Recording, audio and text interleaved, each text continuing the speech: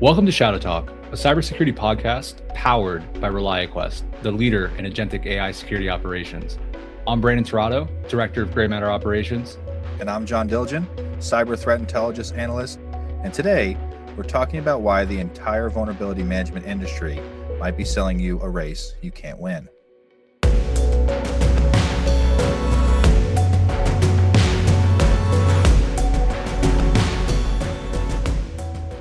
Today, we're making the case that patch management, as we practice it, it's basically dead, and why predictive vulnerability defense has to be the next move. And I want to start with a more recent example that I think really shows the case that we're going to make here. I think you're talking about the Oracle eBusiness Suite 0 Day. Yeah, exactly. So the Oracle eBusiness Suite 0 Day, Klopp was exploiting this in August of 2025. However, Oracle didn't disclose until October. And so when security teams ask me, right, like, how do we prevent something like this? The answer we're supposed to give is what? Patch faster? Ooh, that's a difficult answer because most organizations really just can't patch faster when a 0 day hasn't even been disclosed. It's the definition of impossible. Yeah, but it's not even just 0 days anymore, right? So we're seeing newly disclosed vulnerabilities getting exploited within a day. And in some cases, these major threat groups are weaponizing these common enterprise software within days of the technical details going public. So, the recent APT 28 campaign, this was a vulnerability from this year in 2026 of the Microsoft Office, is, I think, a really great example of this. Yeah, and to your point, Brandon, the data really backs this up. For example, VulnCheck's research shows that 32% of vulnerabilities are weaponized within 24 hours. And the average time to exploit has dropped from 32 days to 5 days. So when attackers are moving in hours and our patch cycles are measured in days or weeks, what are we actually doing, right? We're racing, but the starting gun went off before we even knew that there was a race. Yeah, and I really think that there's a structural problem here that nobody wants to say out loud, and the entire model is reactive by design. Yeah, and John, that's what we're unpacking today. So to start us off, John, walk us through the landscape. Let's talk through the numbers that prove we are truly in that losing race. Yeah, so I think there's a real uncomfortable truth here that many organizations are facing. And as we kind of highlighted, the average mean time to exploit has collapsed from 32 days to just 5 days in 2025. And that average hides a real problem. In the first half of 2025 alone, there were 432 new vulnerabilities that were added to the known exploited list. And of those, 32.1% were weaponized within 1 day of detection or disclosure. Very important to understand, not 1 week, 1 day. Yeah, so 1 day. So if your patch SLA is critical vulnerabilities within 14 days, you could be almost compromised before your approval workflow even starts. Exactly, and that's really the problem we're getting at here. It gets even worse when you look at specific attack patterns. So let's walk through some of the key ones we saw in 2025. So what I really want to highlight here is that the 32% that are being exploited within 1 day are just what we know about. Essentially just what we have good timeline stats to track. Here's when it was disclosed and here's when it was exploited. In many cases, these are being exploited sooner than that, even before they are disclosed.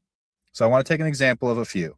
And so I think a lot of people are familiar with the Oracle eBusiness Suite vulnerability, tracked as CVE 2025-61882. And this was a mass data exfiltration campaign targeting enterprise resource planning systems by the threat group Klopp starting in August 2025. Oracle disclosed this in October, well after the exploitation had started. And shortly after this, over 100 organizations appeared on Klopp's Data Leap site, suggesting that they were successful at compromising organizations from this vulnerability.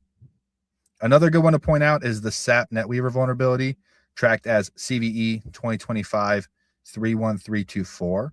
And as a reminder, this is the vulnerability that ReliaQuest threat researchers discovered. It was a CVSS score of 10. It was a critical unauthenticated vulnerability that allowed file uploads. And it was disclosed in April 24 specifically, and it was exploited in the wild back in March. And the really important detail to note here is that the active exploitation of this is what led our threat research team to discover it. We were seeing it across multiple customer environments, which led us to actually track it and understand it was a undisclosed CVE. And then finally, to really drive this point home is going to be the Avanti Connect Secure vulnerability, tracked as CVE 2025-22457. And this was exploited by a China-linked threat group known as UNC 5221. They began exploiting it in mid-March by deploying in-memory malware, and Avanti disclosed it April 3rd, weeks after exploitation began. Yeah, and so like essentially like the way like I hear that is, you know, as defenders, we're not really playing defense. You know, by the time we essentially know or have any you know, signal as to what's happened, the attacker essentially already has persistence. Yeah, unfortunately, that's what we're highlighting here, is that organizations are just really too slow at responding. And I think there are two key factors that are really driving that.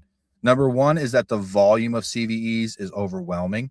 For example, in the first half of 2025 alone, over 21,000 CVEs were disclosed.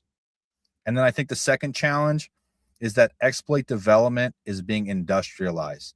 So we're seeing a lot of commoditized tools, including custom play kits for automated scanning for discovery of these vulnerabilities. We're seeing AI assisted vulnerability research and exploit kits that are commoditized and shared and sold across threat actors. And ultimately, this democratization of exploitation allows medium sophistication threat actors to weaponize vulnerabilities quickly within 24 hours. And so the largest risk to organizations really has to do with the external remote services, or those internet-facing VPN devices, firewalls, and routers. And researchers have flagged that this area has massive patch delays. And this really translates to the highest value targets of those edge devices, those common technologies that we see being heavily exploited in 2025. So Brandon, opening up to you, when you're talking to SOC teams who are dealing with this on the ground, what does reality really look like for them? Yeah, and so I guess I'd start with, you know, kind of mapping this out, right? So from like an attacker tradecraft perspective, you know, attackers they're targeting these edge devices, the VPN concentrators, the firewalls, the enterprise, you know, platforms, you name it, and they're doing that because they have three characteristics that they all share. You know, public internet exposure, gateway access to internal networks, and kind of to our point, right? These slow patch cycles. And the initial break-in is again usually pretty straightforward. An authenticated remote code execution flaw in said perimeter device. It can hand an attacker essentially admin level control without even needing the credentials. And so like after that initial break-in, they're turning these devices into durable access points. You know, it becomes their external foothold. And in more advanced cases, they'll use memory resident or even firmware level techniques designed to survive reboots and stay invisible. And I want to hone in on a point you're making, because I think it's really Yeah. important that the sophistication matters here. We're not just talking about commodity malware. As you mentioned, nation state actors are manipulating firmware. They're using fileless execution. They're harvesting credentials without dis artifacts. And the tradecraft here is really advanced. Yeah, absolutely, John. And kind of now like back like to like the defender side, like right, like the gaps on the defender side. And it's more of a, at least in my eyes, a structural failure, not necessarily a people failure. And so, you know, gap one, that like the way I look at this is, you know, patch cycle speed mismatch. You know, organizations are operating in days to week timelines when, you know, you have testing, you got to approve workflows, you got this maintenance window. And the reality is, you know, attackers are weaponizing in hours. You know, when a third CVE, a third of CVEs rather, are exploited within that 24 hours, you know, a 14-day patch really doesn't guarantee anything. I would say, if anything, it is guaranteeing exposure. And, you know, for gap two, this really comes down to edge device patching delays. You know, these devices require careful patching, right? Like these are oftentimes critical business functions, and uptime requirements and the operational risk, the configuration complexity, et cetera, These assets are some of the highest risk assets, but as a result are the slowest to remediate. And looking at that, it's almost like it's an inverted risk model of sorts. And gap three, we're almost prioritizing wrong, right? So CVSS, severity scores, they measure the theoretical impact, not the exploitation likelihood. So as an example, say CVSS score of 10, it's niche software, it may never be exploited. However, a medium severity CVE in a widely deployed internet-facing platform with public exploit code, it's without a doubt that that's going to get weaponized immediately. Yeah, I agree. And I think also too that detection here is really nearly impossible, as is a challenge that edge devices don't have EDR equivalent telemetry. A lot of things that really allow SOCs insight into what's being executed. So things like scheduled task creation, file system changes, or process executions, things that you can't access without manual forensic analysis. So what this leads to is that most SOCs detect edge compromise through downstream effects later in the kill chain, specifically things at lateral movement or even all the way down to data exfiltration, not that initial access compromise. Yeah, and so John, the way I look at it is here's essentially what all this adds up to. Patch management as a primary defense is essentially assuming that you're capable of patching faster than attackers can exploit. And that assumption is now, based on what we're talking about here, mathematically false. When 32% of vulnerabilities are weaponized within one day, and your patch cycle operates in a multi-day or even multi-week window, you're not securing assets. You're in ways documenting losses. And so when I'm working with our customers, the executive question is always the same, right? Like, are we exposed right now? And what I keep seeing is teams answering with, patch SLA metrics. And to be fair, these are this is how the system has been set up in the past. And it's really quite easy to just report out on. But what it's not doing is answering that question entirely. It still doesn't tell you whether you fix the vulnerabilities that attackers are actually using. And so with that, if traditional patch management can't close the gap and 0 days are exploited before patches even exist, what actually works? That's the question we're answering right after this break. ShadowTalk is brought to you by ReliaQuest, the global leader in AI cybersecurity. ReliaQuest helps enterprise cybersecurity teams contain threats in minutes with its agentic AI security operations platform, Gray Matter. ReliaQuest makes security possible for the most trusted enterprise brands in the world. Learn more at ReliaQuest.com. All right, we're back. So, before the break, we laid out why traditional patch management is losing the speed race. So now let's switch gears and talk about what replaces it. Let's talk about something that, maybe is not as prevalent in our conversations today. And I want to be clear, this isn't about abandoning patching. It's about recognizing that patching is necessary, but oftentimes insufficient. The maturity path runs from reactive to proactive to predictive. And so today, let's start with the basics. Everyone's throwing around predictive vulnerability intelligence. Now, John, what does this actually mean operationally? How is this different from just scanning, say for CVEs? So kind of like we've been alluding to, I think this really comes down to a fundamental shift in how organizations view vulnerability management. It's important to understand that traditional vulnerability management is asking things like what's wrong and how severe would the impact be, whereas predictive intelligence is asking what's most likely to be exploited next. And first, I want to introduce EPSS scoring, or Exploit Prediction Scoring System. It uses real-time threat intelligence to calculate the probability that a CVE will be exploited within the next 30 days. And it takes into account a few factors, such as proof of concept availability, attacker targeting patterns, asset prevalence, or how widely available is the technology being exploited, and social media chatter. And it's also important to understand that CVSS measures impact, but EPSS measures likelihood. To put this into better perspective, a CVSS score of 10 in a niche software may never be exploited, whereas a CVSS score of 6.5 in a widely deployed internet-facing software with a public proof of concept, well, this is something where EPSS shines and is able to catch that, whereas CVSS doesn't. And again, there is real-world evidence to back this up. As research has shown, EPSS outperforms CVSS for predicting which CVEs will get weaponized. And like we've been stating here, when CVEs have been weaponized so quickly, within 24 hours, organizations really need probability scoring over severity scoring.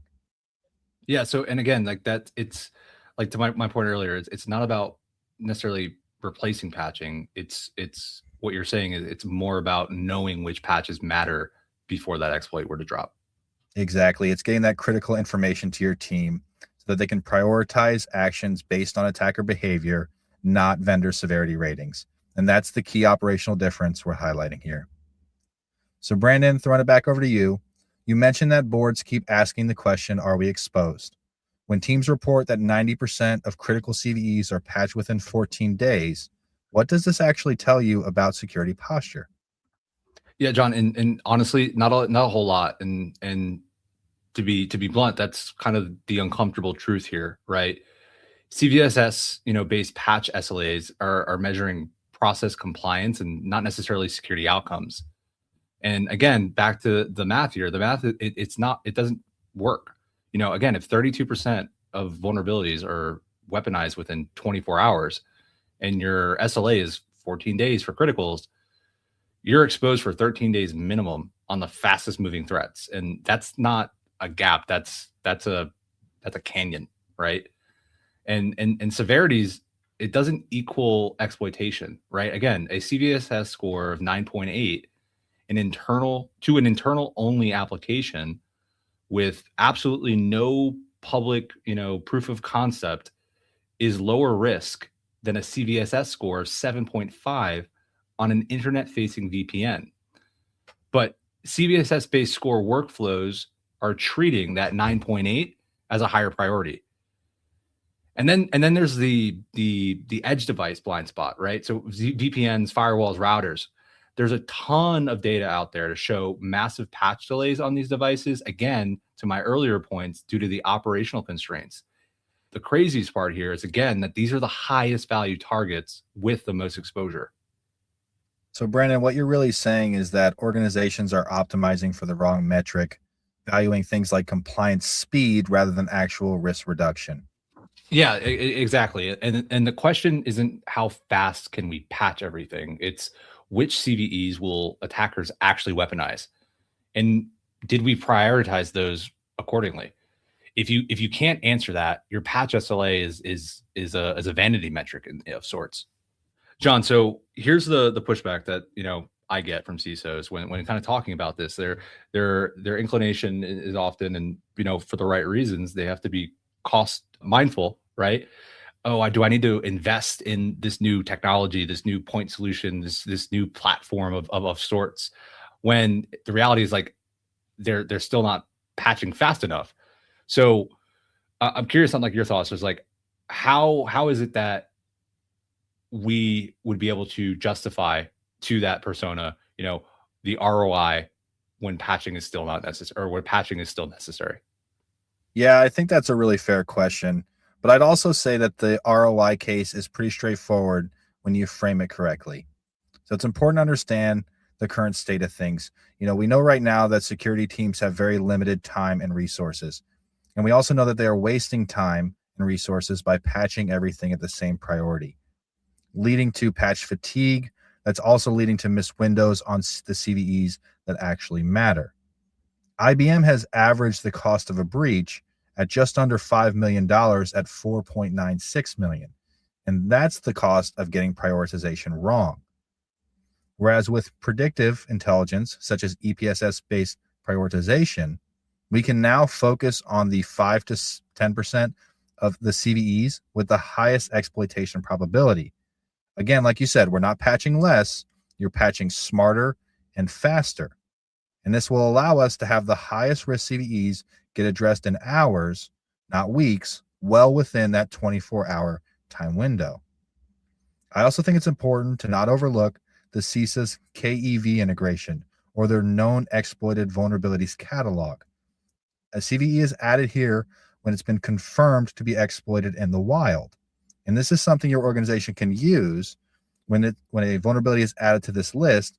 It should be jumped to the top of your patching priority. And this is free intelligence that most organizations are likely not operationalizing. Yeah, and I was just jump in there. So like essentially the way I hear you putting it is, so it's not necessarily you need to spend more on new tools instead of patching. It's more rather making your existing patch investment dramatically more effective by knowing where to point, right? Exactly. That's exactly what we're calling out. You still patch, you're just stopping to treat all of those criticals as equal when they clearly aren't. So Brandon, throwing it back to you.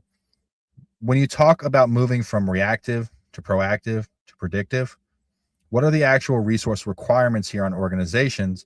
And is it realistic for a mid-maturity SOC, or are we only talking for enterprise-only solutions?